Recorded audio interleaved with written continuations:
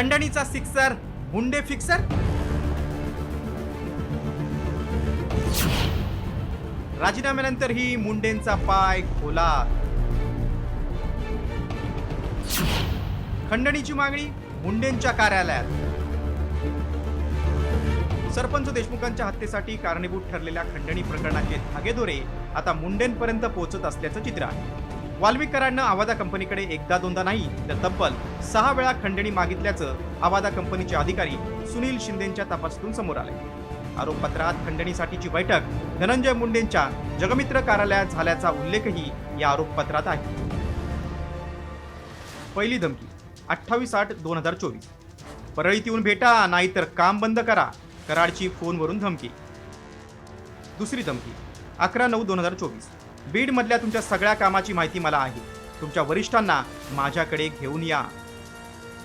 तिसरी धमकी 8/10/2024. प्लांट सुरू ठेवण्यासाठी 2 कोटी द्या. कॉमस्कोर नुसार आता isakal.com आहे देशातील नंबर 1 ची मराठी न्यूज वेबसाईट. प्रत्येक अपडेटसाठी isakal.com ला नक्की भेट द्या.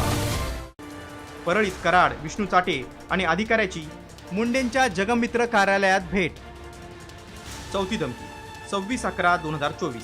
कराडनं सांगितलेले 2 कोटी द्या, अन्यथा जिल्ह्यात काम करू देणार नाही, सुदर्शन घुलेची धमकी. पाचवी धमकी 29/11/2024. काम चालू कराल तर याद राखा, कराडची पुन्हा धमकी. दुपारी 1 वाजता मस्साजोगमधील कंपनी ऑफिसमध्ये सुदर्शन घुले आला. वाल्मिक अण्णांची मागणी पूर्ण करा आणि त्यांची भेट घ्या असं त्यानं सांगितलं. 6वी धमकी 6/12/2024. खंडणीची मागणी करत सुदर्शन घुलेची कंपनीत येऊन सुरक्षा रक्षकाला शिवीगाळ करून मारहाण. कंपनी बंद करू नका असं म्हणत सरपंच संतोष देशमुखांनी हस्तक्षेप केला. सरपंच संतोष देशमुखांना जीवे मारण्याची कराड गँगची धमकी. दुसरीकडे आरोपपत्रात कराडनं धनंजय मुंडेंच्या जगमित्र कार्यालयात आणि सातपुडा बंगल्यावरून खंडणी मागितल्याचं समोर आल्यानं खंडणी प्रकरणात मुंडेंचा स्पष्ट सहभाग असल्याचा आरोप अंजली दमानी यांनी केलाय.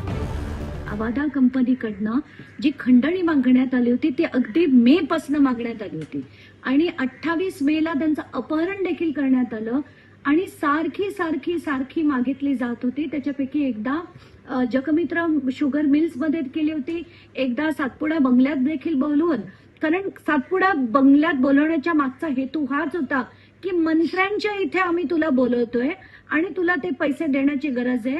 म्हणजे याच्या मागे धनंजय मुंडे होते की नाही आता स्पष्ट झाले. आतापर्यंत सरपंच संतोष देशमुखांच्या हत्या प्रकरणात धनंजय मुंडेंचा स्पष्ट सहभाग समोर येत नव्हता.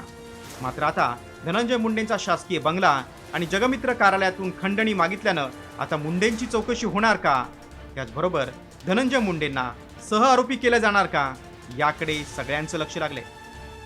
योगेश काशीदसह ब्युरो रिपोर्ट, साम टीव्ही न्यूज, बीड.